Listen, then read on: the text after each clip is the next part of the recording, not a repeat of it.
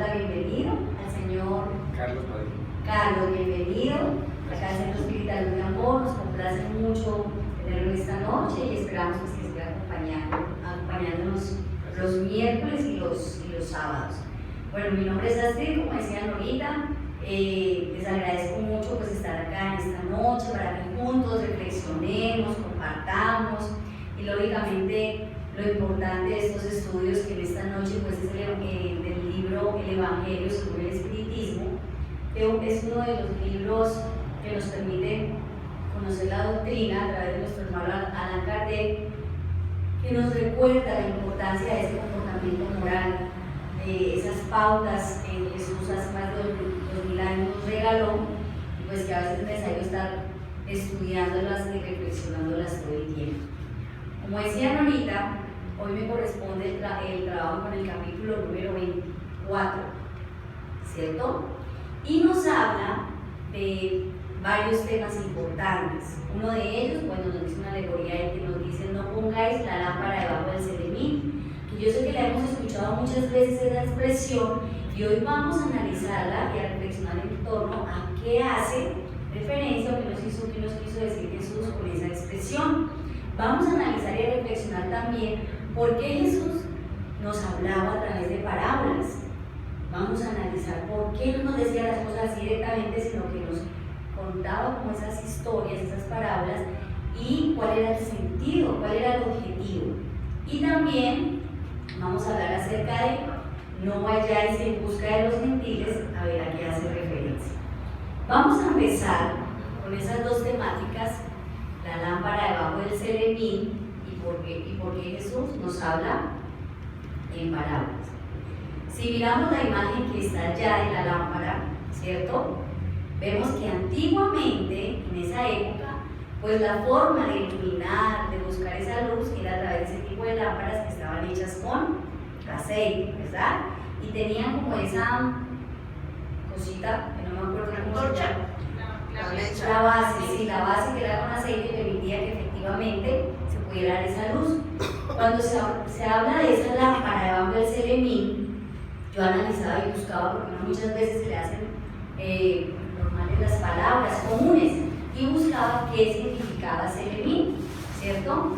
Y al buscar, en la época pues, en la que se refiere, en la época de Jesús, hablaban que el celemín era como una medida, como un cubo, digámoslo, de madera o de piedra que buscaban para medir el trigo o lo que los granos que se servían de alimentarse. Entonces, cuando nos dice la lámpara debajo del celemín, era decir que esa lámpara que hay allí no vale la pena colocarla dentro de ese cubo grande donde medían los alimentos, porque ¿qué pasaba con la luz? No se iba a ver. ¿Sí sabíamos que era celemín? No. Bueno, hoy aprendimos algo. Entonces el celemín era como ese cubo grande. Entonces ahí hacía referencia en esa alegoría que si la lámpara se guardaba ahí esa luz, no se podía ver. Entonces por eso hablamos de esa expresión, la lámpara debajo del celemín, y quise traer esa imagen. ¿Qué nos decía Jesús? Nos decía: no se enciende una lámpara para ponerla debajo del celemín, sino que se pone sobre el candelero, era la expresión que estaba buscando, para que alumbre a todos los que estén en la casa. Miren que esta es una metáfora maravillosa, porque nosotros ahí podemos analizar y reflexionar. Y lo importante de estos estudios que nosotros hacemos no solamente es venir a escuchar, sino que nos llevemos algo en nuestro interior. Y es hoy analizar si yo soy una lámpara, una luz en mi hogar, ¿cierto? Si yo, con lo que conozco, con lo que sé, con lo que he aprendido de la doctrina, con lo que voy a conocer, con lo que voy a empezar a estudiar, puedo dar la oportunidad de iluminar, de ayudar, así como cuando uno está en la oscuridad. Todos alguna vez hemos estado en la oscuridad literal de quedarnos sin luz y en la oscuridad de nuestras vidas. Y cuando nos quedamos sin luz en nuestro hogar, nos sentimos horribles, ¿cierto? O algunos de pequeños le teníamos miedo a la oscuridad, porque necesitamos esa luz. Y eso lo vamos a analizar hoy también. Entonces el Evangelio nos dice, nos permite reflexionar que esa luz que nosotros necesitamos, que nos dan en esa alegoría nos dice: la enseñanza debe ser proporcional a la inteligencia de a quien se dirige, porque hay personas a quien una luz demasiado intensa los deslumbra sin iluminarlas. ¿Qué quiere decir eso? Que tenemos la posibilidad siempre, a través de una luz, sea la luz del conocimiento, la luz de lo que nosotros debemos hacer en nuestras vidas, la luz que nos regala la doctrina espírita. Pero esa enseñanza o esa luz es proporcional a esa inteligencia con quien nosotros la compartimos. Seguramente nos ha pasado que nosotros, al estudiar la doctrina y hablamos de los postulados y la conocemos y queremos compartir ese conocimiento con alguien, pero alguien o esa persona a la cual nosotros queremos compartir ese conocimiento de esa luz no nos hacemos entender o simplemente no nos entiende, ¿verdad? Porque son ideas o términos que esa persona, por su conjunto de creencias, por su cultura, por su doctrina, no requiere o no quiere conocer en ese momento o no necesita conocer en ese momento.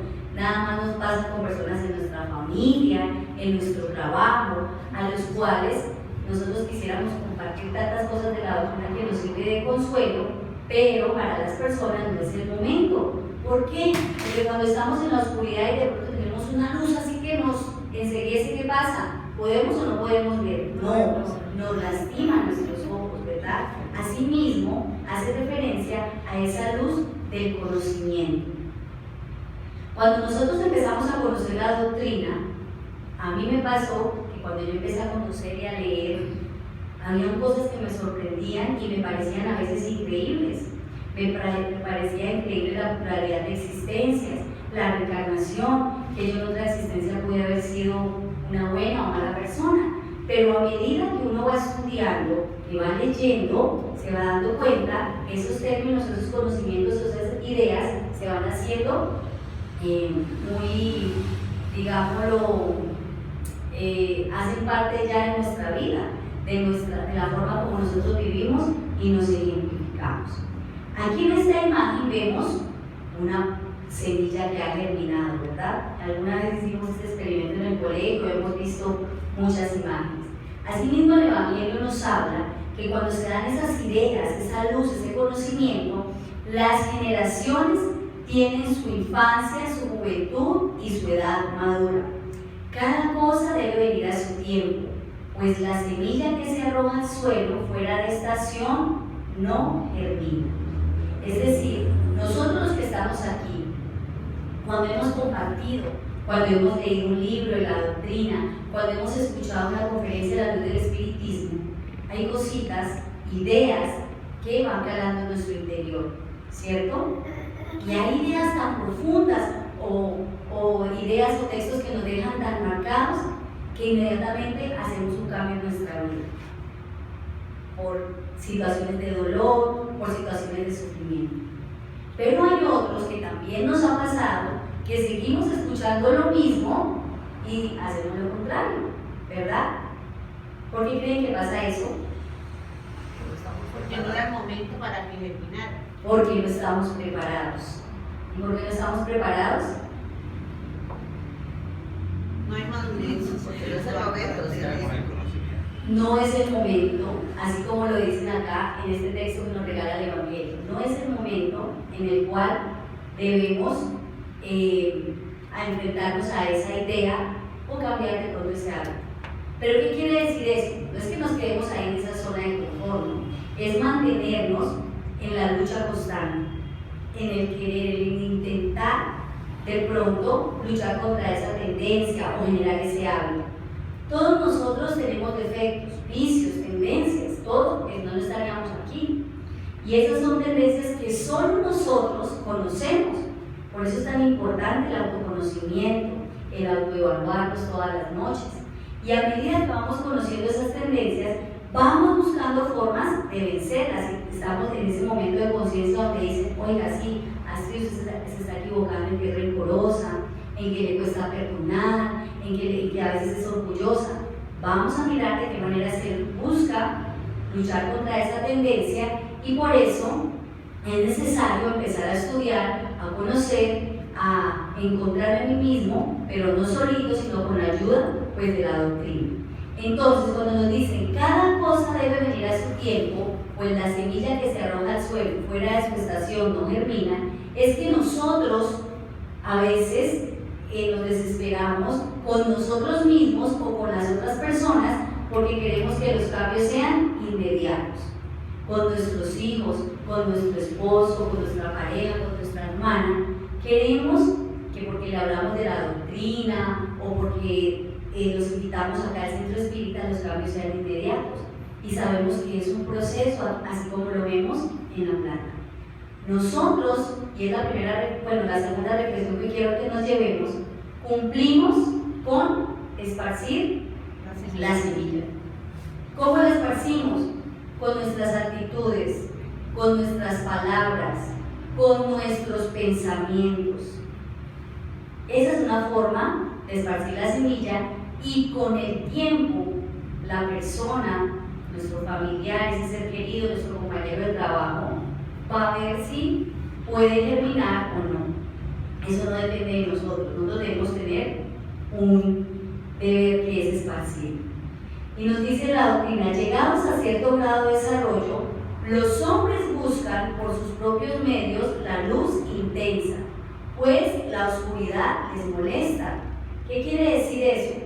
Que nosotros en algún momento, o esos familiares que vemos que necesitan, o nuestro prójimo, necesitan de esa luz que los va a hacer cambiar, que les va a hacer ver las cosas desde otro punto de vista, llegan a ese grado en el que son capaces de entender que no pueden seguir viviendo en la oscuridad, o no podemos seguir viviendo en la oscuridad.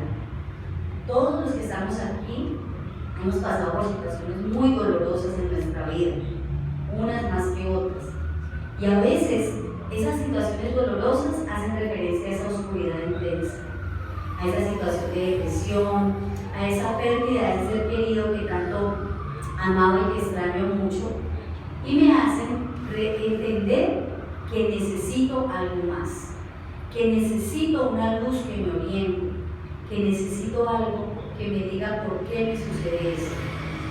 Y vean que nosotros, los que estamos estudiando la doctrina, los que la conocemos, nos debemos sentir privilegiados porque esta doctrina nos consuela, nos da esperanza, ¿verdad? Entonces es ahí donde reconocemos que Dios nos ha regalado la inteligencia para que todos podamos comprender y se orienten tanto en las cosas de la tierra como en el cielo. Es decir, que podamos entender efectivamente de qué manera suceden las cosas en el plano terrenal y en el plano espiritual. Porque muchas doctrinas o religiones, cuando se habla del plano espiritual, lo tienen como un tabú, como algo de lo que no se puede hablar, como que deben hallar las personas que se murieron quieticas, que las personas no se pueden molestar. Entonces, a través del tiempo, Dios nos ha permitido descubrir, y la doctrina nos ha regalado esa oportunidad para entender de qué manera, dependiendo de nuestro comportamiento en la tierra, pues lógicamente va a ser nuestro comportamiento o vamos a encontrar ese aliciente en el plano espiritual. ¿Por qué? Porque nosotros como hombres, como mujeres, queremos razonar nuestra fe. Y es entonces cuando no se debe poner esa lámpara debajo del celemín, puesto que sin luz de la razón, la fe se debilita. ¿Qué hace que hayamos perdido la fe en algo alguna vez? Que no se nos den las cosas. Que no se nos den las cosas. ¿Qué más? Que de pronto vemos a una persona enferma, familiar, y desencarne, y no nos damos cuenta que esa enfermedad era benéfica para ella y la desencarnación era benéfica. Exacto. No podemos, exacto, cuando vemos una situación así, no somos capaces de entender a la luz de la razón de qué manera podemos interiorizar esa fe que Jesús nos enseñó. Esa fe que debe ser sincera y verdadera y siempre serena. Esa serenidad que nos regala esa tranquilidad y esa paz en nuestro interior. confiere la paciencia que sabe esperar, porque al tener su punto de apoyo en la inteligencia y en la comprensión de las cosas, está convencido de alcanzar la meta. Es decir, cuando somos capaces de compartir esa luz, de entenderla y de interiorizarla, podemos tener esa fe serena que necesitamos, esa fe a la luz de la razón. Porque hay unas bases importantes que ahí las nombran, que son la inteligencia y la comprensión de las cosas que nos suceden. Miren que muchos de nosotros, muchas personas, digamos que desertan de Dios o de los lugares a donde empiezan a asistir, porque no son capaces de entender el porqué de las situaciones, porque no son capaces de entender el porqué hay una ley de causa y efecto, sino simplemente se mira su existencia o su vida o las situaciones a partir del hoy, del materialismo, de esta vida, porque muchos creemos y nacimos creyendo que solo tenemos una vida, que si nos morimos vamos a ir a un lugar bueno, a un lugar malo y ya se acabó. No tenemos esa posibilidad de entender o ese consuelo, que tenemos la posibilidad de tener muchas existencias para mejorar, para crecer y evolucionar y algún día llegar a ser como Jesús fue. Entonces, cuando somos capaces de interiorizar esa luz, de entender ese estudio, somos capaces de entender las cosas y nos convencemos de alcanzar la meta. Nos convencemos de ver a ese familiar, digámoslo, un poco cambiado, mejorando. Si no es en esta existencia, sabemos o tenemos el consuelo que en una próxima será. Y Dios en su infinita bondad y sabiduría, como siempre, que nos ama, en su previsora sabiduría, solo revela las verdades gradualmente. Siempre lo hace a medida que la humanidad está madura para recibirlas. Miren que coloqué esa imagen de esa niña subiendo escaleras, porque nuestro crecimiento espiritual, nuestro crecimiento intelectual y moral, lógicamente que depende de la disciplina de nosotros. Pero a través del tiempo y en la historia, Dios en su infinita bondad y sabiduría ha permitido que esas verdades que lógicamente nos dan ese provecho de nosotros, esa beneficencia, sean reveladas gradualmente. Así como el ejemplo de la luz. No nos podía la divina providencia soltarnos todas las ideas o hablarnos así del Consolador de una vez, porque sabíamos que no lo íbamos a entender y no íbamos a comprender. No íbamos a entender esa ley de causa y efecto, esa pluralidad de existencias, esa ley de evolución. Entonces es gradual ese crecimiento intelectual y moral que depende de nosotros mismos, que depende de esa disciplina. ¿Por qué? Porque todo lo que está oculto será descubierto algún día. Y lo que el hombre aún no puede comprender en la tierra le será develado sucesivamente en mundos más adelantados a medida que se purifique. Díganme en ese párrafo qué postulados de la doctrina podemos encontrar. La reencarnación, la pluralidad de mundos habitados, la inmortalidad, la ley de evolución. En esas frases podemos entender que efectivamente nosotros algún día, o nosotros los seres humanos, vamos a descubrir lo que necesitamos descubrir en la medida de nuestro crecimiento moral e intelectual. Y que ahorita o en otras existencias anteriores tal vez no podíamos comprender lo que estaba sucediendo. Y a medida que evolucionemos y que crezcamos en ese aspecto espiritual, efectivamente en esos mundos más evolucionados vamos a lograr purificarnos, digámoslo así, a medida que vayamos comprendiendo e interiorizando. Porque nosotros no podemos ser los mismos en 5 años, ni somos los mismos de hace 5 años, ¿verdad? Cuando conocimos la doctrina, yo sé que a todos nos cambiaron muchos paradigmas, nos cambiaron muchos pensamientos, nos cambiaron muchos hábitos que nos han permitido entender el porqué de las situaciones y de la vida. Pasando a la segunda temática, en el Evangelio según el Espiritismo, nos hablan y se hace una pregunta sobre qué beneficio podría extraer el pueblo de esa cantidad de parábolas que Jesús compartía con nosotros o compartió con nuestros hermanos en ese tiempo. ¿Para qué le servían las parábolas al pueblo? Jesús tenía una pedagogía maravillosa que permitía que a través de las parábolas los hombres y las mujeres pudieran entender lo que necesitaban de acuerdo a su crecimiento intelectual, a su crecimiento espiritual, a su crecimiento moral. Y a cada uno, con esa parábola, le llegaba o sembraba esa semilla que necesitaba en su interior. Por eso Jesús tenía una pedagogía maravillosa que era a través de esas parábolas, que son muchas y que si las nombramos acá vamos lógicamente a encontrar maravillosas enseñanzas. Y nos recuerda en el Evangelio, les hablo en parábolas porque ellos no están en condiciones de comprender ciertas cosas. Él explicaba eso a sus discípulos. Ven, miran, oyen, pero no entienden.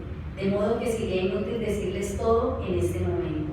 Es decir, era un mecanismo, una pedagogía maravillosa que a través de ese ejemplo, de las situaciones que vivía cada uno de ellos, de ese medio en el que se encontraban, a través de las parábolas, cada hermano, cada hermana podía interiorizar lo que necesitaba, de acuerdo a la situación en la que se encontraba, ¿verdad?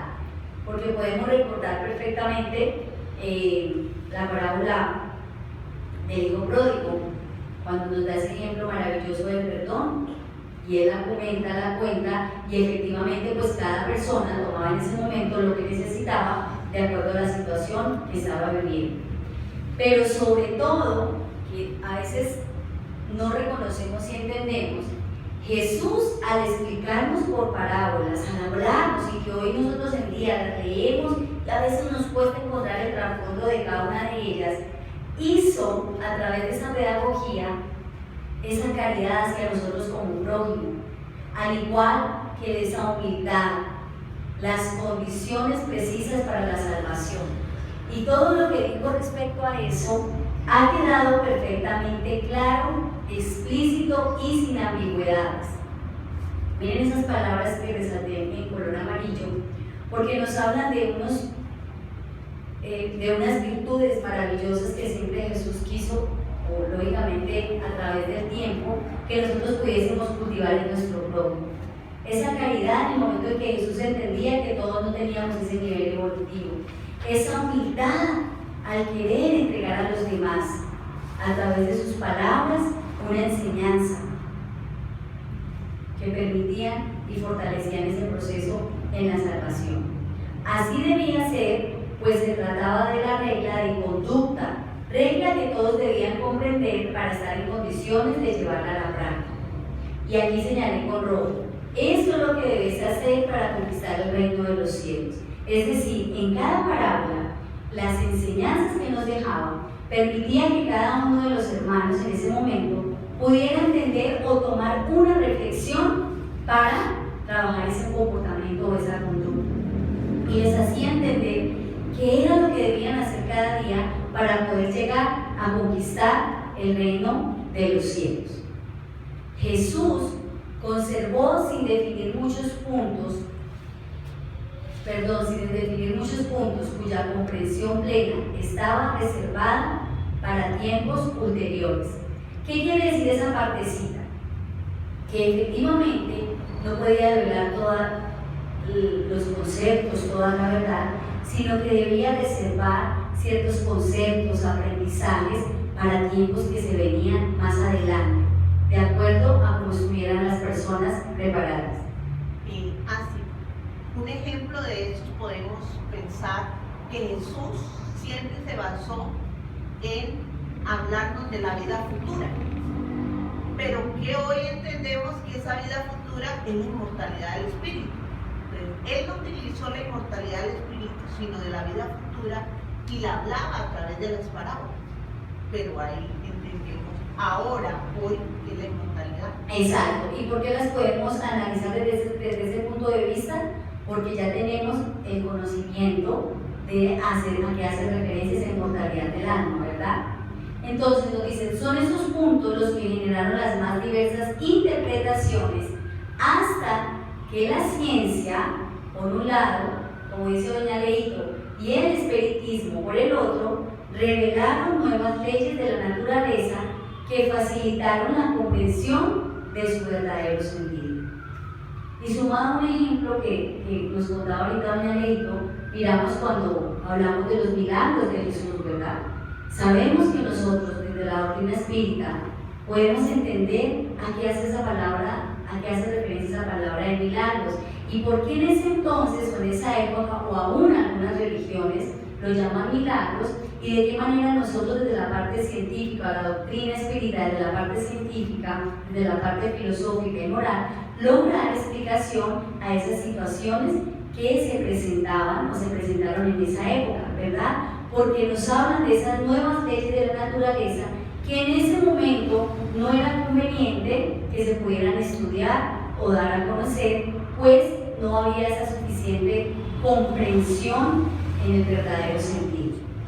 Entonces, el espiritismo, esta doctrina, en la actualidad arroja esa luz sobre una cantidad de puntos oscuros. Es decir, que podemos reconocer y interiorizar que el estudio de la doctrina nos regala esa oportunidad para encontrar explicaciones en las situaciones que vivimos. Porque si lo miramos a través de la historia, pues lógicamente son muchas teorías, situaciones que se han presentado, pero si lo miramos desde nuestro punto de vista, de nuestra vida, damos explicación a través de la doctrina, con esa luz que nos arroja, por qué vivimos ciertas situaciones que debemos vivir, por qué en nuestra sociedad se presentan estas situaciones de sufrimiento y de dolor. Y nos dicen, sin embargo, no proyecta su luz sino un criterio.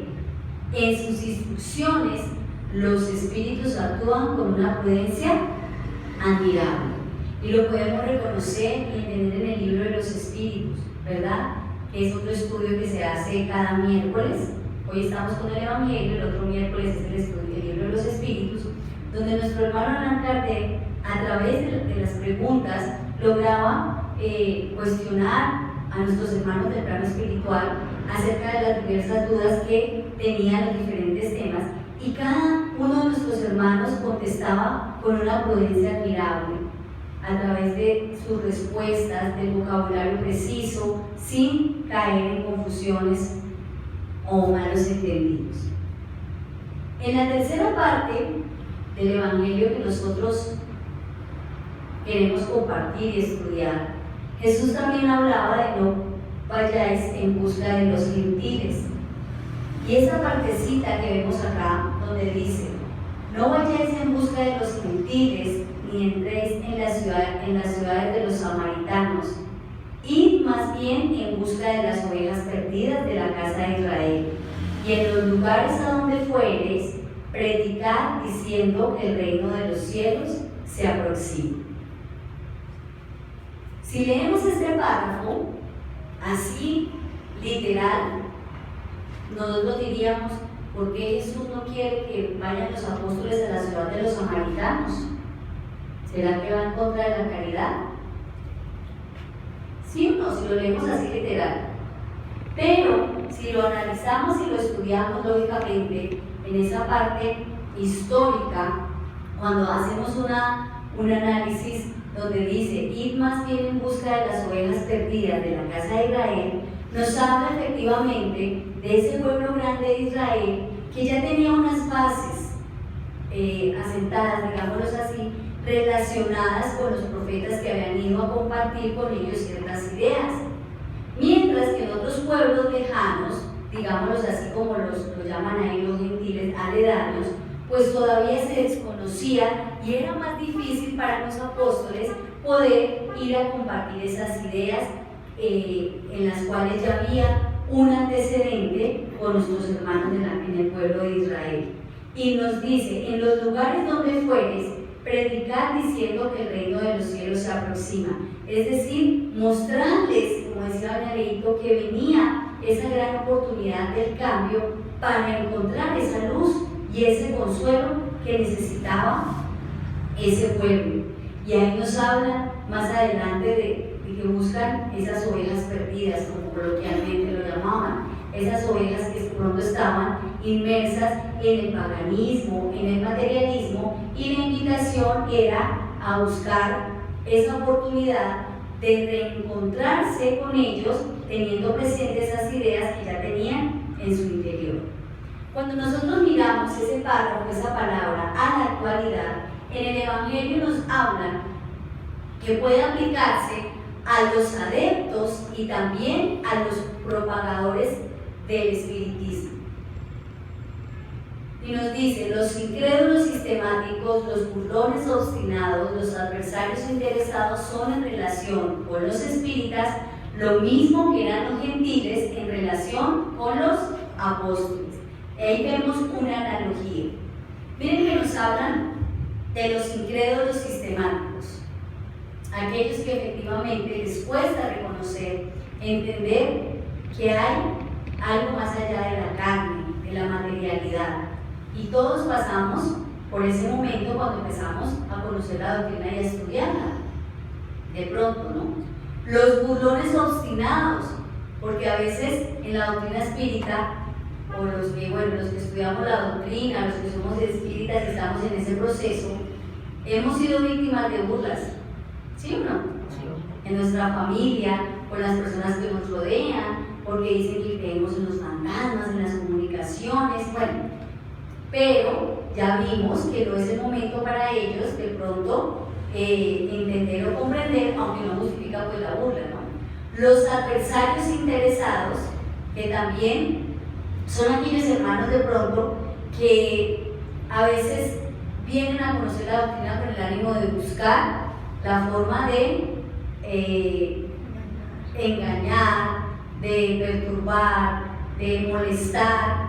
Entonces, ahí es donde nosotros debemos tener presente y aplicar la caridad con estos hermanos. No esconder esa luz que hablábamos debajo del cenit, sino por el contrario, a través de nuestro ejemplo, nuestras palabras, nuestro comportamiento, darle a entender a esos hermanos incrédulos, burlones, adversarios, de qué manera podemos demostrar la forma como el espiritismo ha cambiado nuestras vidas o hemos adquirido hábitos diferentes. ¿Qué debemos hacer? Los espíritas deben buscar en primer término hacer prosélitos entre las numerosas personas de buena voluntad. ¿Saben qué significa la palabra prosélitos? Seguidores. Como seguidores, muy bien, ¿no? Como seguidores, como adeptos, ¿verdad? Entonces, nosotros debemos buscar entre esas personas que quieran conocer la doctrina, que anhelan la luz y poseen en sí un germen fecundo, el crecimiento de esa fraternidad, de ese comportamiento, de esa buena voluntad a querer hacer el bien, a estudiar la doctrina. ¿Qué pasa cuando hacemos eso con una persona que desconoce la doctrina y que no quiere saber nada de reencarnación ni nada de eso? Es difícil, no podemos obligarla.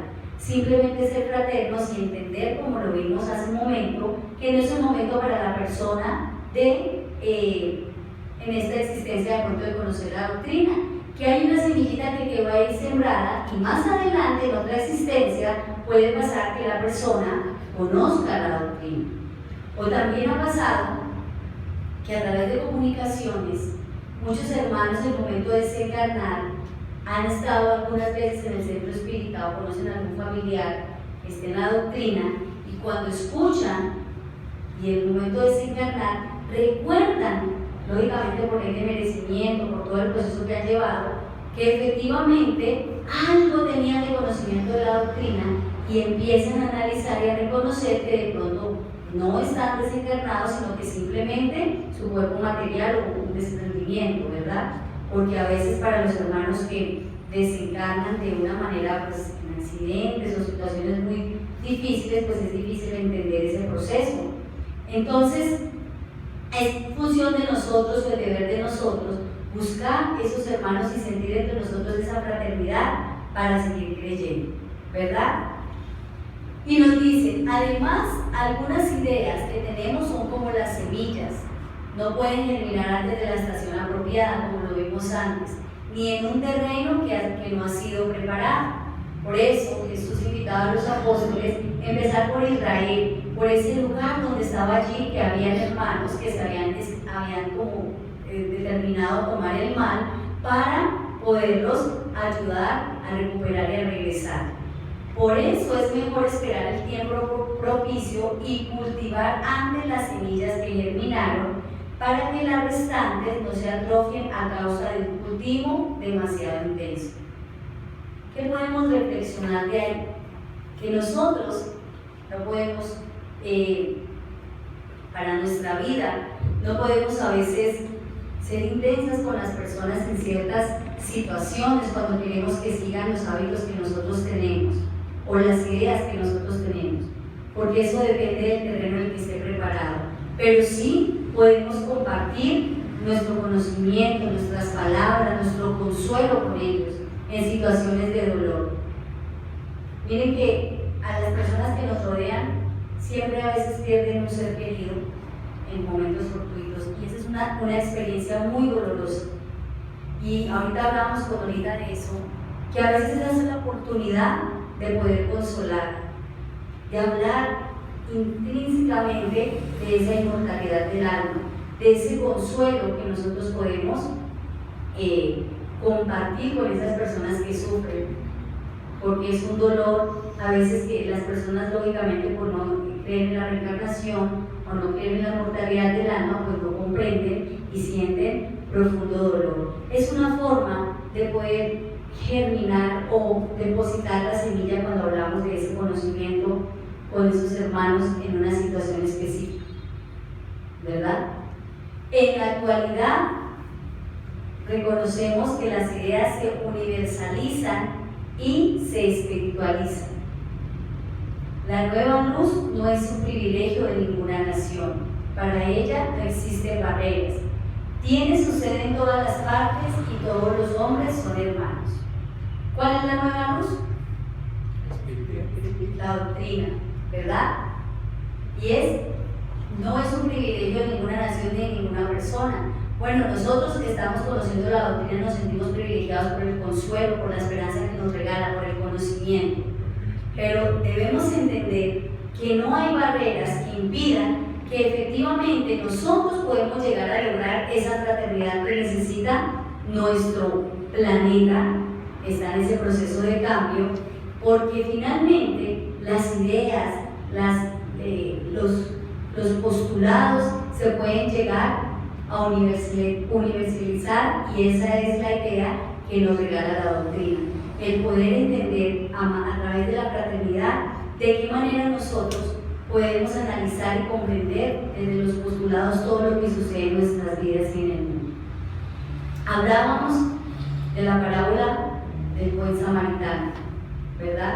Hablábamos de la forma como Jesús nos regalaba a través de las historias la forma como nosotros podemos llegar a amar al prójimo, y Él lo ejemplificó en esta historia maravillosa teniendo en cuenta la cultura que había en esa época, los pueblos y las diferencias que había. Ese ejemplo con la parábola del buen samaritano es la invitación que hoy quiero compartir con todos ustedes. Entender que en nuestra vida tenemos esa oportunidad de compartir esa luz con cada hermano que nos tropezamos, con cada hermano no solamente de nuestra familia, sino de nuestro trabajo, para llegar a brindar ese consuelo que requiere. Porque nos regala una maravillosa frase del Evangelio que nos dice: para conquistar en este reino son necesarias la abnegación, la humildad, la caridad en toda su celestial práctica, así como la benevolencia para con todos. Y esas palabras que me permití resaltar las encontramos en la actitud que tuvo el buen samaritano con su prójimo. Y esa es la invitación a que nosotros podamos desarrollar ese comportamiento. esa negación de ir más allá de lo que nos corresponde, esa humildad en nuestro corazón, esa caridad en nuestras actitudes, y esa benevolencia en el actuar con los demás. Y me permito finalizar con esta frase de Francisco de Asís, porque a veces nosotros no sabemos por dónde iniciar ni qué hacer, porque creemos que necesitamos tener una fortuna para ayudar al prójimo, tener bienes materiales. Y Francisco de Asís nos invita y nos dice: comienza haciendo lo necesario, después lo que sea posible, y de repente estarás haciendo lo imposible. Es el mantener esa disciplina, esa perseverancia en el bien, en la bondad, en el actuar, en el compartir esa luz que nos ha permitido conocer Dios en su infinita bondad por diferentes razones de nuestra vida, en esta existencia, para compartirla con los demás. Bueno, esto es lo que quería compartir con ustedes. No sé si tengan algún comentario, alguna pregunta que quieran hacer. ¿No? Bueno, entonces los dejo con Norita.